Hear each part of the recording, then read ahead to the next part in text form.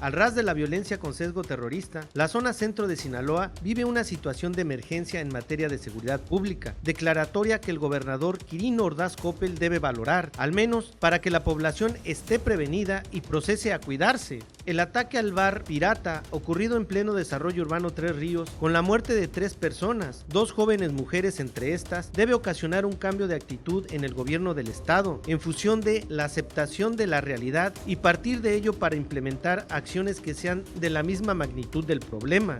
Los sinaloenses de bien, la gente pacífica, debe saber qué hacer, cómo comportarse y con qué colaborar en el adecuado resguardo personal y familiar, en tanto se recuperan condiciones aceptables de tranquilidad y legalidad. De otra forma, continuar con el discurso de que las cosas están bajo control o que la delincuencia no ha superado la capacidad que posee la autoridad para combatirla, equivale a enviar a la sociedad señales en falso e infundir confianza en momentos en los cuales nadie ni nada está seguro. Con los hechos de la madrugada del 24 de febrero, cuando nos disponíamos a rendir honores a la bandera mexicana, entendimos que el estandarte nacional está manchado de sangre inocente, lo que nos corroboró el artero atentado en el bar Pirata. Sinaloa, desde Villajuárez, Navolato, La Cruz, Elota y ahora penetrando el espacio urbano de la capital del estado, luce como rehén de la delincuencia organizada, mientras no vemos que el gobierno estatal y los militares y policías redimensionen el problema y adopten acciones más enérgicas que aquellas que hasta hoy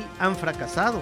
No aceptar que los altos mandos militares vengan a decirnos que vivimos en un paraíso de la seguridad pública, porque ello equivale a burlarse de los ciudadanos que estamos aterrorizados ante el fragor de la guerra desatada al interior del cártel de Sinaloa.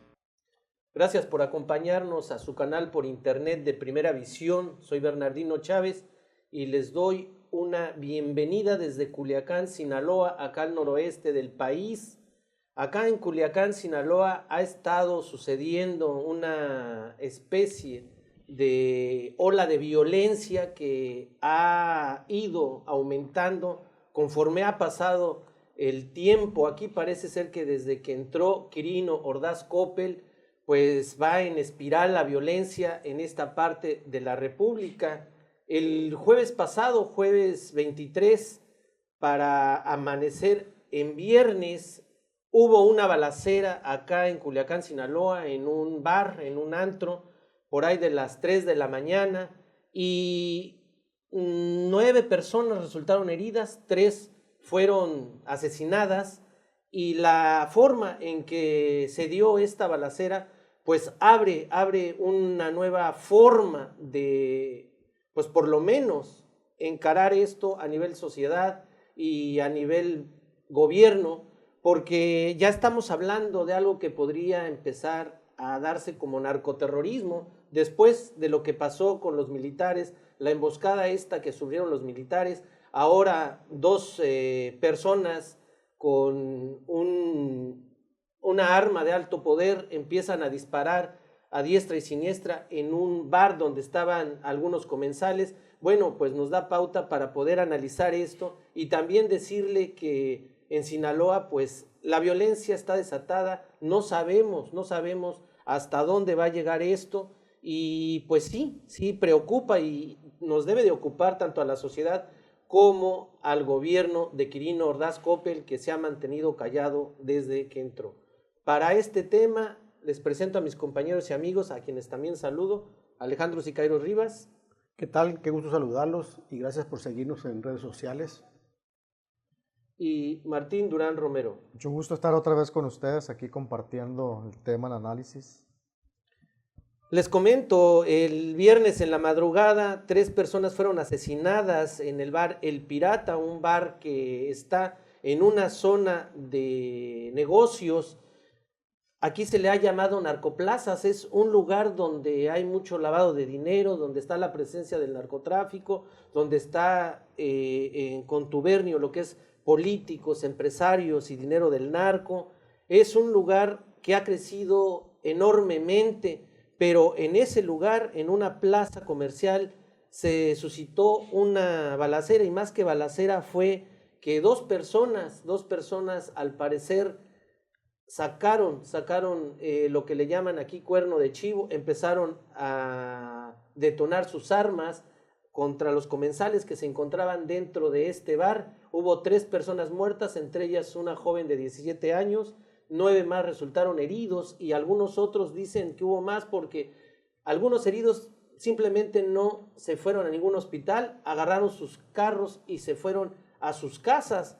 Este hecho pues también se suma a lo que pasó en Villa Juárez, en donde arriba de una camioneta iba un tipo con una metralleta calibre 50 que se veía que apenas si podía con este tipo de armamento. Ahí también se dice hubo 4 personas muertas, 4 personas que no tuvieron absolutamente nada que ver, y también una niña de 10 años fue muerta de un balazo por un asaltante que estaba en ese momento asaltando el negocio donde esta niña fue a comprar tortillas.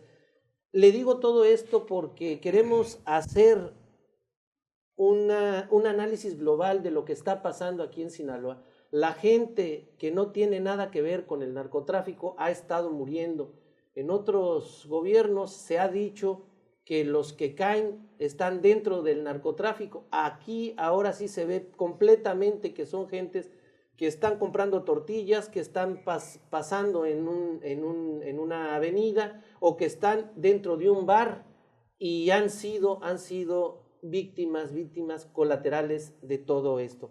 Alejandro, pues, ¿cómo enfrentar ahora sí esto donde unos tipos, sicarios, estas personas, sacan una metralleta y empiezan a balacear como si estuvieran en la feria ahí a la gente que está dentro de este antro, y pues todo el terror que conlleva este tipo de actos, y también el gobierno totalmente callado, no dice absolutamente nada, y nadie supo quién fue quien mató a estas personas y cometió este acto de terror. Mira, habíamos visto que la violencia se había desatado fuera de Culiacán, en la zona de Culiacán, pero fuera del casco urbano, en el valle de Culiacán muy concretamente, en los valles de Lota, una parte de Nabolato, y veíamos que estas gentes se desplazaban exactamente como Juan por su casa, sin ningún control, sin nada, y andaban y hacían alarde de fuerza, desplazando los convoyes por las calles y carreteras, cruzando las autopistas, y nadie lo detectaba y nadie lo detenía. Creo yo que ya con este hecho en el bar Pirata, donde entran a la ciudad y atacan a un grupo de personas que estaban conviviendo en un bar, el gobierno de Quirino Ordaz Coppel, pero sobre todo en esa coordinación que tiene con el ejército y con las fuerzas federales, deben entender de que sus operativos no están dando resultados. Ya vamos cerca de los 100 días de que inició este gobierno, el de Quirino Ordaz, y no vemos que tengan una estrategia, un planteamiento, no digamos un plan de seguridad pública, no lo tienen, y se está traduciendo en que estos grupos de la delincuencia entiendan que están solos, que van solos en el reto constante, en el desafío a la autoridad, al gobierno. Yo insisto en que debe de declararse en Sinaloa un estado de emergencia, pero no lo entendamos como algo caótico, como algo que nos va a desquiciar. No estoy hablando de un toque de queda, sino de una situación de emergencia donde a la gente le digamos ya en las plazas, en los antros, en la escuela, en el trabajo, cómo protegerse de hechos de este tipo, ¿no? Es increíble que en el antro El Pirata, en el bar El Pirata, no se tenía un protocolo de seguridad. ¿Dónde están los famosos botones de pánico? ¿Dónde están el aviso a la policía? Porque estos tipos estuvieron ahí armados, ¿sí? Desde que llegaron. Sí, armados, fueron detectados, y cuando se da la riña o el pleito o no sé qué diferendo ahí adentro, es cuando empiezan ya, van por las armas, regresan y hacen la matanza que hicieron. Entonces siento yo de que ni siquiera como ciudadanos de bien, de gente pacífica, no sabemos cómo actuar, no sabemos cómo proceder, y simplemente dejamos que las cosas transcurran, que los hechos pasen, y es cuando estamos lamentando situaciones de este tipo. El principal culpable y responsable es el gobierno, obviamente, pero creo yo que como sociedad el gobierno ni nos ha jalado a nosotros, ni nosotros hemos jalado al gobierno para que cada quien hagamos el trabajo que nos corresponde. A usted que nos está viendo en otra parte del país o del mundo, hay dos versiones de lo que pasó esa noche, esa madrugada en este bar. Una dicen que estaban estas personas adentro y de repente sacaron un arma, fueron los que hicieron desarmar y ahí empezó un pleito. Sacaron a una persona, el bar está en una segunda planta, llegó a la primera planta y del carro sacó una metralleta, desde ahí empezó a detonar. La otra versión dice que al entrar al bar fue registrado y le encontraron un arma y no le permitieron entrar al bar. Hizo lo que le comento, se bajó a una primera planta, sacó de su carro una metralleta y empezó a disparar. Después subieron y remató ahí a algunas personas. Cualquiera que haya sido, el hecho es de que se dio con total impunidad, con un terror que está ahora escalando a una segunda planta, ¿no? Porque pues no se había visto, al menos así como pasó, pues no se había registrado aquí en Sinaloa algo, Sí, algo semejante, ¿no? Un ataque indiscriminado. Y yo creo que se dice que nunca ya ha existido código dentro ya de la mafia, porque siempre han muerto históricamente personas inocentes. Y ese es el problema, empezar a decirlo de que no, es que no hay códigos en la mafia. O sea, ya no me vengan con el cuento. Y eso es social. Yo he visto mucho todavía en las redes sociales a mucha gente defendiendo, no este tipo de acciones, todos lo reprobamos de manera unánime, sin embargo defendiendo de alguna manera la ideología del narcotráfico, de que hay códigos, hay que acordarnos, ¿no? Tipo padrinos, no mujeres, no niños, pero realmente no han existido nunca este tipo de códigos. Es una ficción que siempre nos han querido endilgar desde parte del narcotráfico. Lo cierto es que estamos ahorita ya viviendo esta etapa, como bien lo dices, de narcoterrorismo, donde tenemos un estado silencioso, un estado que ni siquiera se atreve a articular algo para, no, ni siquiera el consuelo que manda, ni siquiera las lamentaciones de Quirino se notan reales en las declaraciones que dio al día siguiente. Entonces creo que sí está afectando bastante. Yo ayer me di un paseo por ese rumbo y sí es unánime entre todos los comercios que existen alrededor de que la gente ya no va, no, al menos ahorita no está yendo. Pero en ese sector que es el sector Tres Ríos, un sector que ha detonado muchísimo la economía aquí en Culiacán, en Sinaloa, siempre se ha estado con la sospecha de lavado de dinero, de grupos de narcotraficantes. Sí, y ese entramado, ¿no? Político, políticos y narcos, porque los políticos fueron los que hicieron el desarrollo urbano de Ríos y fueron los narcos que han comprado muchas propiedades por esos rumbos, porque bueno, es un lugar exclusivo, un lugar bastante caro, los terrenos. Pero bueno, también eso es lo que te digo, de perdida al menos había antes, digo antes y me refiero a años, una especie de control de que el que hiciera ese tipo de cosas, pues tenía consecuencias dentro de la misma organización. Yo dudo que la persona que hizo esta balacera disparar. El que se saliera del manual, como en algunos casos. Sí, es que ya ni siquiera tiene caso, es algo ya bastante animalesco, que en una borrachera, pues todos tenemos malas borracheras y todos quizás algunos nos han negado la entrada a algún lugar, pero no por eso uno va y rafaguea a las gentes, ¿no? Pero Alejandro Martín, estamos viendo este hecho que ya escaló a otra dimensión en el sistema de la violencia, pero viene también, lo tenemos que concatenar a lo que pasó con los militares, ¿no? Con los militares, ahí no habían borrachos, ni había, no, o a lo mejor sí iban un borrachos. Operativo exacto. Fue un operativo que fue y atentó contra el Estado y directamente, y se lo dijo a nivel nacional y a nivel mundial. Aquí es alguien que también está atentando contra la vida civil, contra el Estado, contra todas estas partes que componen un país, que componen un Estado de Derecho. Esto es narcoterrorismo. O sea, los dos hechos ya juntos es para empezar a hablar de un narcoterrorismo como en Colombia, no al grado de Colombia, por supuesto, pero que ya empieza a haber bases como para poder empezar a definir esto como narcoterrorismo. Sí, sí, yo creo que sí. Se puede conceptualizar como narcoterrorismo porque simple y sencillamente se ve en algunos casos que son hechos muy dirigidos a sembrar pánico en la población.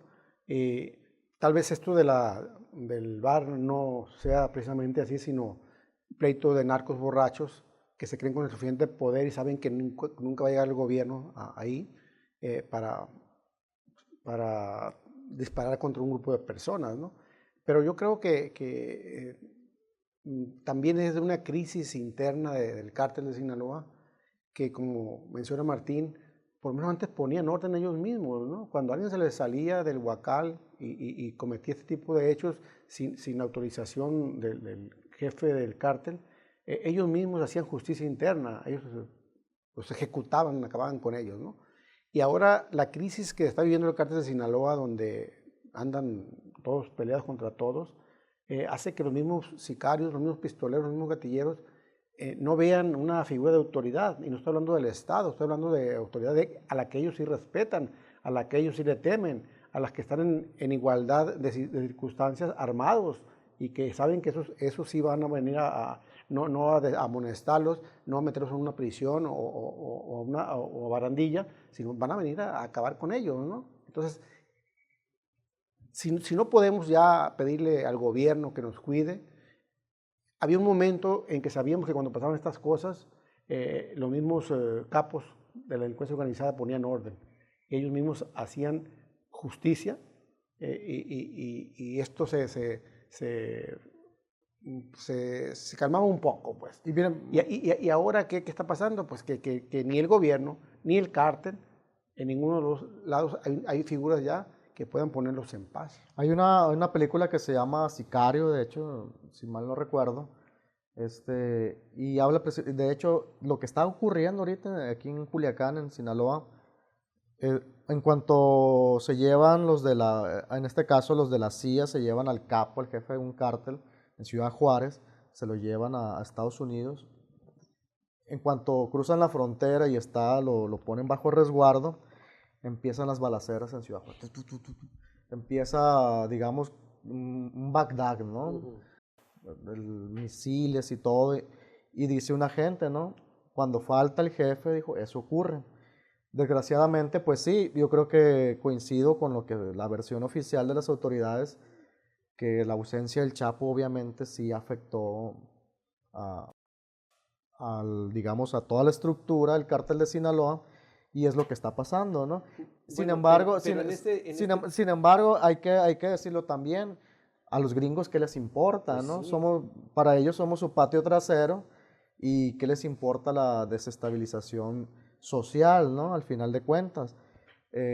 Sí es un reclamo eso, porque sí, se llevan al capo, pero pues se quedan aquí todo el avispero, y es el que ocasiona todo este tipo de desmadres, también eso, ¿no? digo, pone todavía más en evidencia el pésimo trabajo o lo que es la corrupción y cómo se han hecho cómplices los gobiernos, en el sentido de que, bueno, pues es que ya se fue quien estaba a la cabeza del cártel, y pues eso es lo que nos está dañando. ¿Y qué vamos a hacer los ciudadanos? ¿Vamos a empezar a votar por un nuevo jefe de cártel? ¿Quién va a poner a ese jefe de cártel?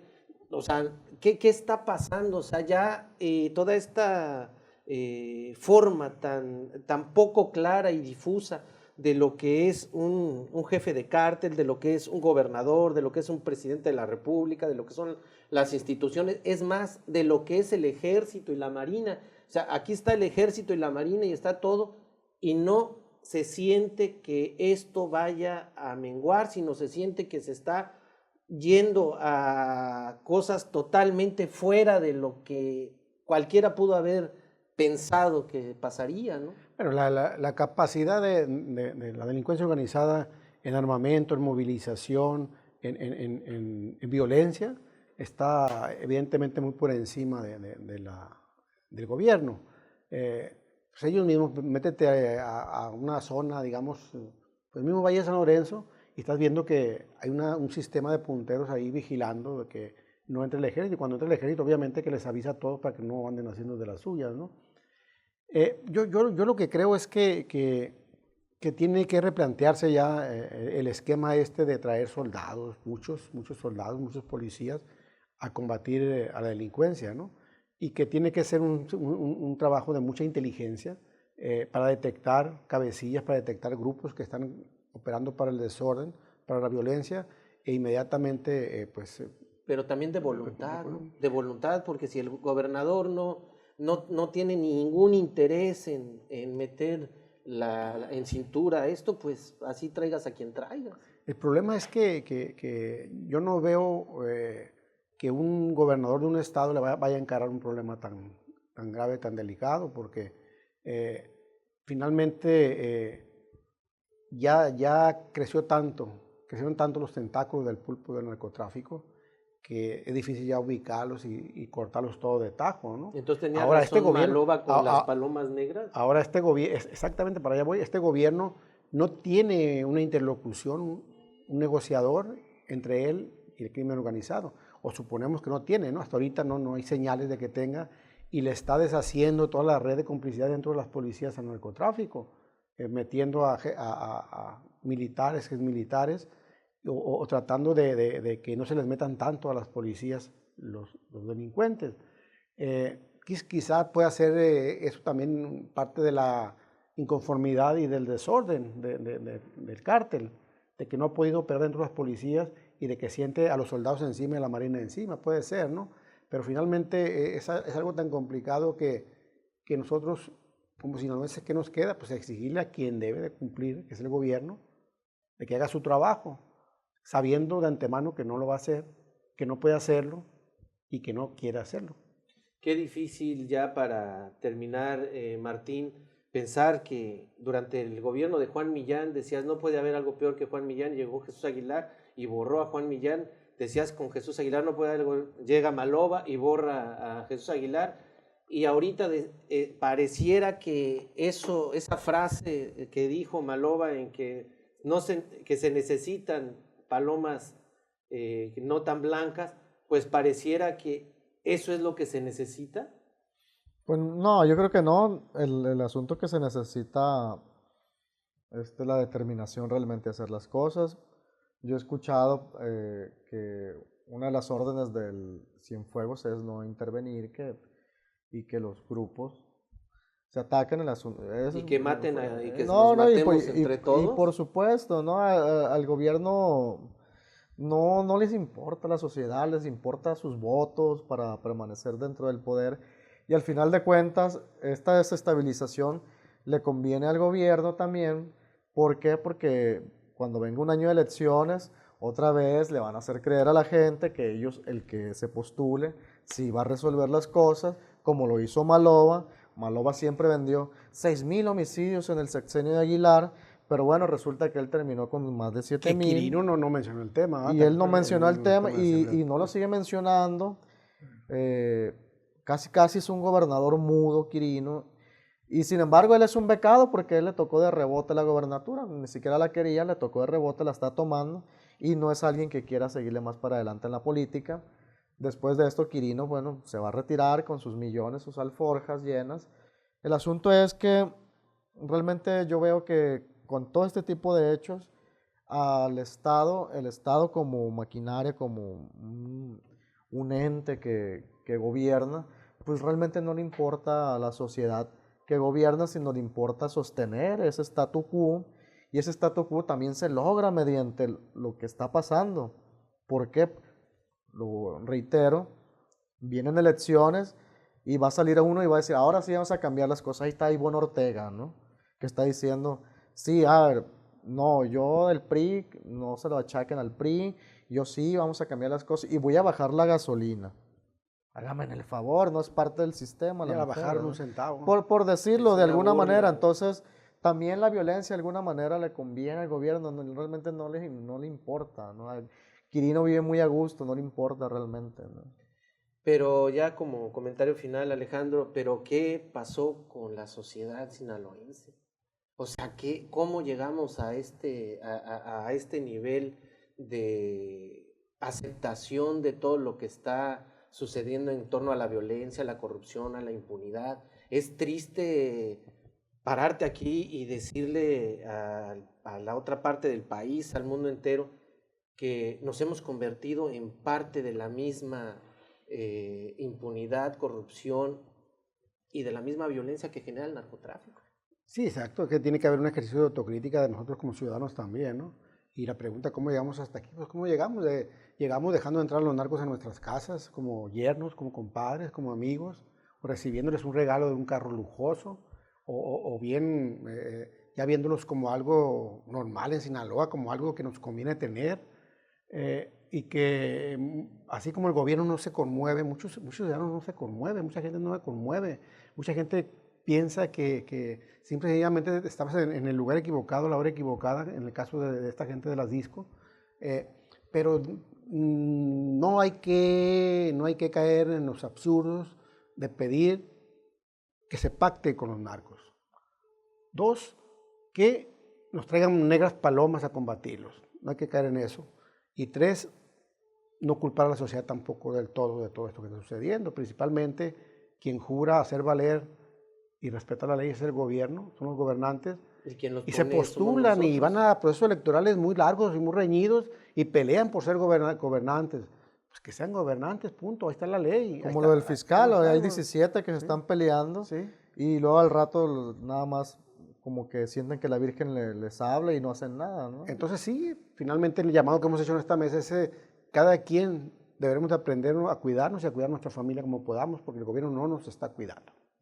Estamos llegando al final de este programa. Creo que en toda esta recopilación de los hechos, como sociedad quedamos a deber muchísimo, muchísimo, porque si alguien tiene responsabilidad también en esto, creo que somos todos nosotros.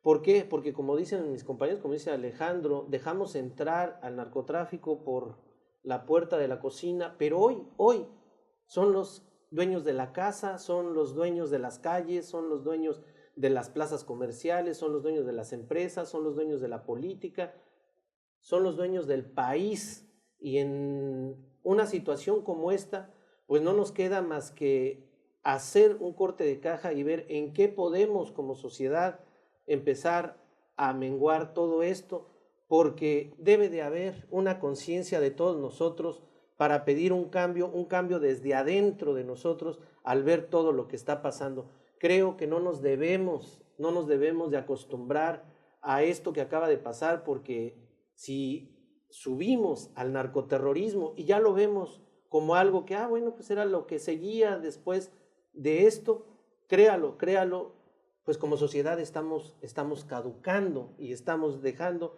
de hacer por lo menos un esfuerzo para dejarle a nuestros hijos y a los hijos de nuestros hijos un mejor Sinaloa. Aquí en este programa queremos hacer conciencia, queremos darle a usted la opinión de nosotros y que todos juntos tratemos de cambiar, primero parar esto y que las autoridades hagan su trabajo, porque por eso las pusimos y por eso están donde están.